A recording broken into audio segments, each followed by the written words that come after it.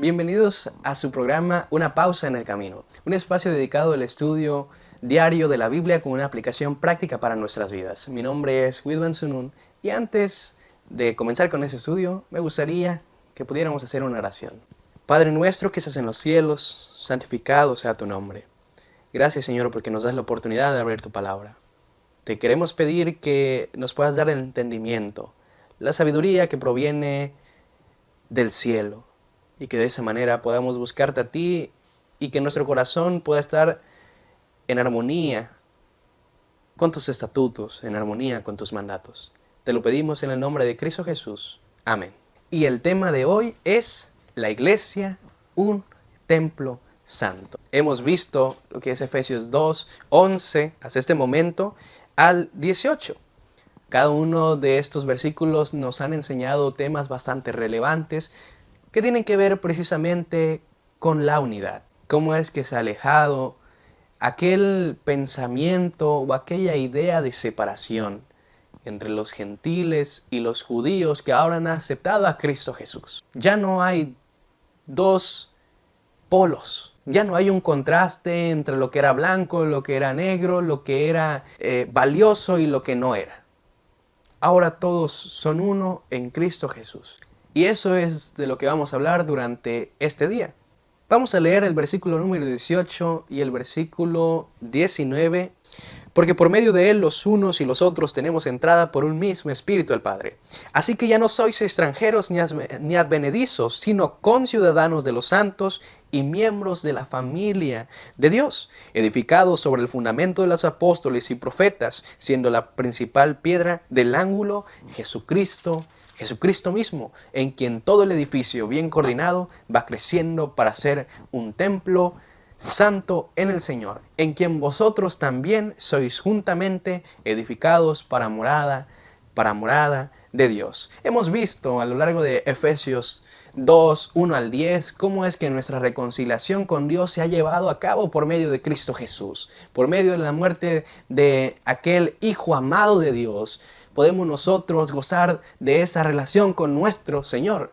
Aquella brecha que había antes se ha unido y podemos nosotros caminar hacia el trono de la gracia confiadamente.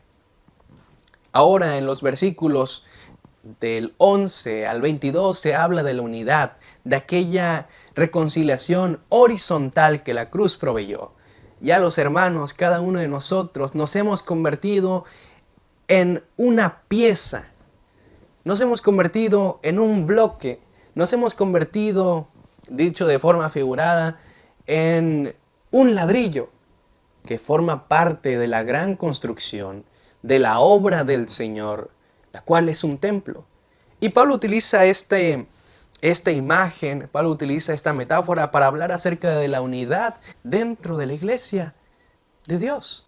Todos son conciudadanos de los santos. Ahora todos son miembros de la familia de Dios y sobre todo están edificados en un fundamento en donde Cristo Jesús es la piedra angular.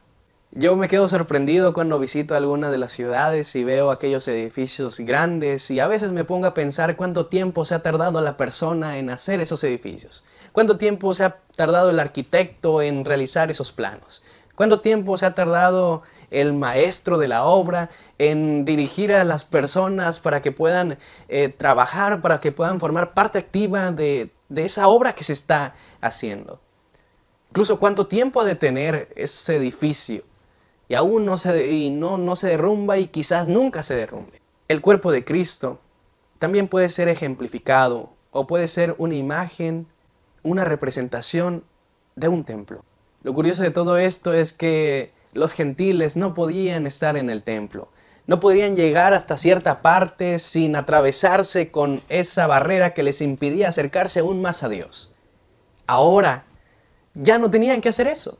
Ahora ya no tenían que soportar el impedimento o el obstáculo que encontraban enfrente de ellos con una advertencia que se les decía, en donde se les decía que no podían pasar. Ahora ellos eran el templo. Ahora ellos eran un ladrillo. Ahora ellos eran un bloque de ese templo. Ahora ellos son parte de la familia de Dios y son conciudadanos de aquellos a quienes antes miraban de lejos.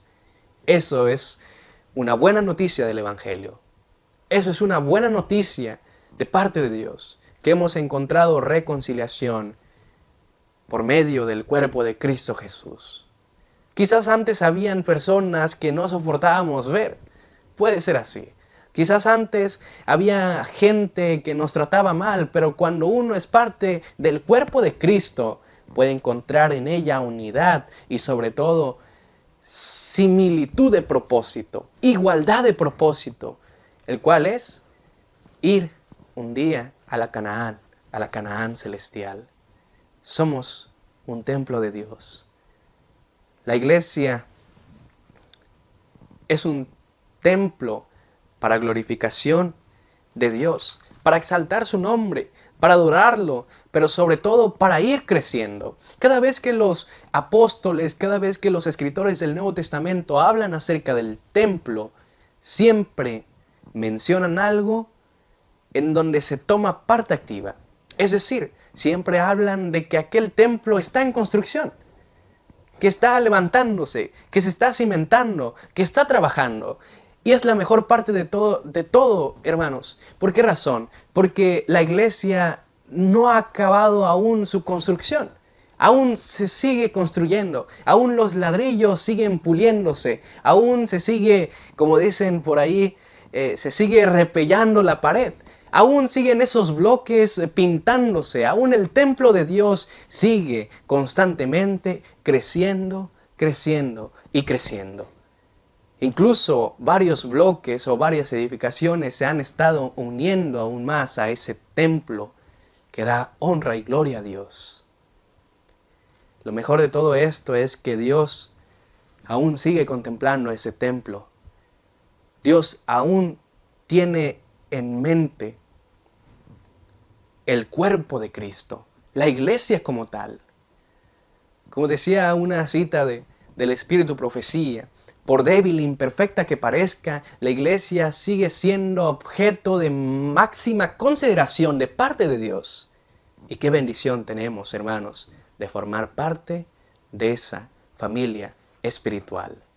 Para terminar, hermanos, con este estudio que hemos llevado a lo largo de esta semana, me gustaría decirles que la cercanía o la relación que tenemos con nuestros hermanos en Cristo Jesús forma parte de un todo.